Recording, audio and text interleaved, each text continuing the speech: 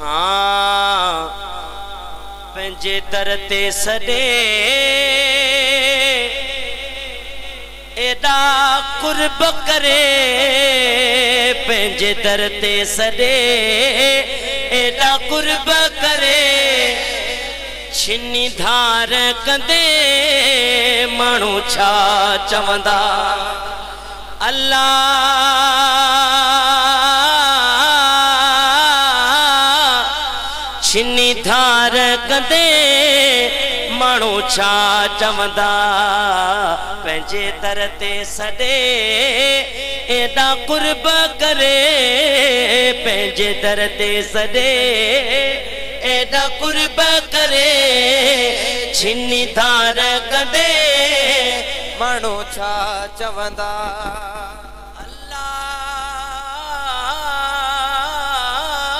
छिनी धार कंदे मानू छा चवंदा या रसूल अल्लाह आका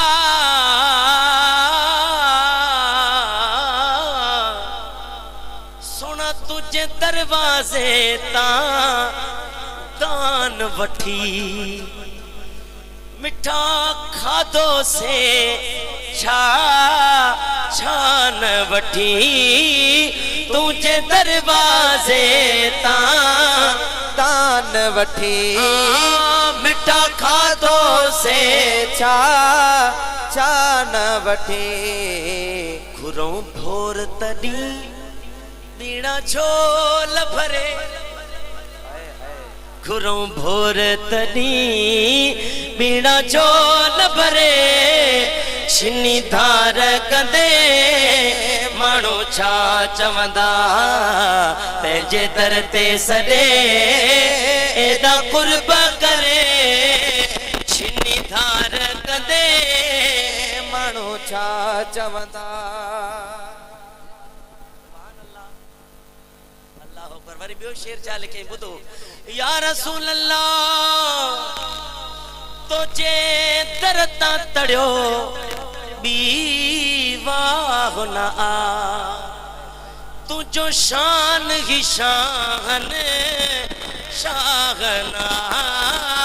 तुझे दर तां तड़ियो बीवाह न आ तुझो शान ही शान शाहना छो जो धुर खां वठी मुते मेहर धरे छिनी धार कंदे मानू छा चवंदा सुभान अल्लाह हाजी साहब उन गाड़ी में भी नात पढ़न बंद न कई उते अर्ज करे तो साईं गुलाम नबी साईं तवज्जो कजो गुलाम रसूल गुलाम मुस्तफा साईं अवां जो मोहब्बत हुई ये शेर अवां जी नजर है हाँ सब कई का सखी दर तुई जोवा मिस्कीन महेसर तुई जोवा सब कई का सखी दर तुई जोवा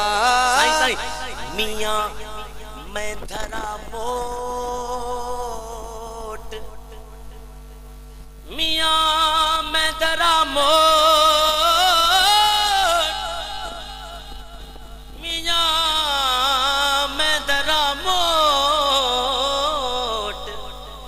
मियां मैं धरा मोट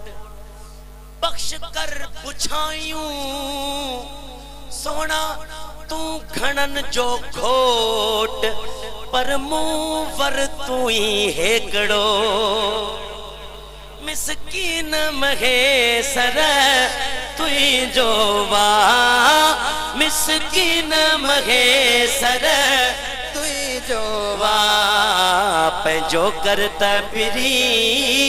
मुझो हाँ वठरे छिनी धार कंदे मानू छा चवंदा ये अशार पढ़दो पियो वञे हाजी गुलाम नबी महसर पुलिस वारनि ॾिठो ही आशिक आहे चुप न कंदो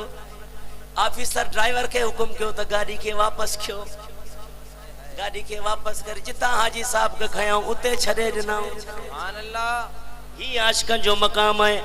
अल्लाह ताला असां खे भी उन्हनि जे इश्क जो कतरो नसीब फरमाए। तो सुभान अल्लाह।